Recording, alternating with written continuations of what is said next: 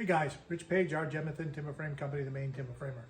Want to talk a little bit today about cutting and making your finished cuts on some pieces. Today we're making some porch connecting girts. This is going to be a horizontal piece that connects a porch post to the main part of the house.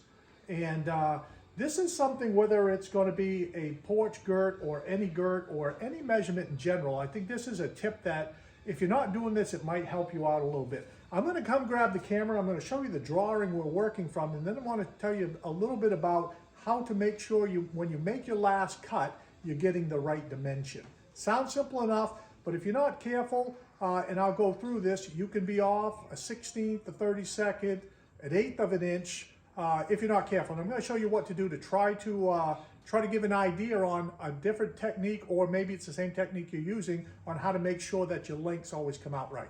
All right, I'm going to grab the camera and tell you a little bit about what we're doing. Okay, so this is an 8x8 timber. We've got one end finished down here. Still have to do some work to round off the tenon and so forth. But in general, this is done. I measured up on this end here, coming across, and that's measured at 3.5, and that's what our measurement is. So when I come down here and I cut this timber to length, and if we measure it to length, the length, if you look on the drawing, is supposed to be 9 feet 11 inches. So let's see how we're looking here at 9 feet 11. I'm going to come down here, put the tape on the tenon. Fat Max tapes always help out a bit. We come down here and we're going to say we're pretty much right on the money. Would you agree? Sure you would. Okay, so we're at 9 feet 11, so that timber's good. So knowing that I've got the tenon cut on this end, I'm going to cut on this end. If I look at my drawing, all I should do on my last cut is come down here, measure in 3.5 inches, and that's going to be my finished cut. But what I'm going to suggest you do is, once you get one end cut down there, what you want to do is come down here, and you're going to look at this line, make sure this line is right. But what you want to do is, I'm going to stop my tape here and take a look at the drawing. What's important on this is the length, and it's 9 feet 4. So rather than come down to this end and measure in 3.5, a little bit of snipe from the planer I see.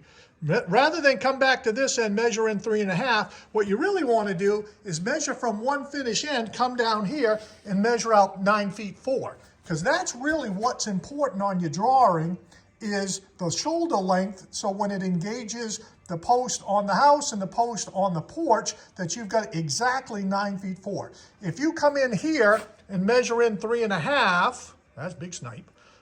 If you come in here and measure 3.5, you might be right. You might be off a 16th, you might be off a 32nd, maybe you'll be off an 1/8. So give it some thought when you cut. After you cut your first piece, you cut it to length.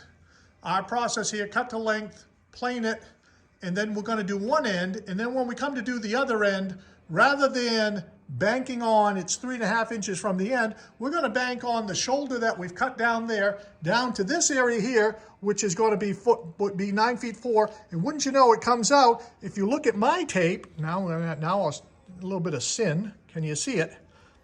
It's about a 16th large. Yeah, about a 16th large. So if I cut this 3.5 inches in, I'm going to have a timber a 16th large. And for me, being fussy, I want that timber at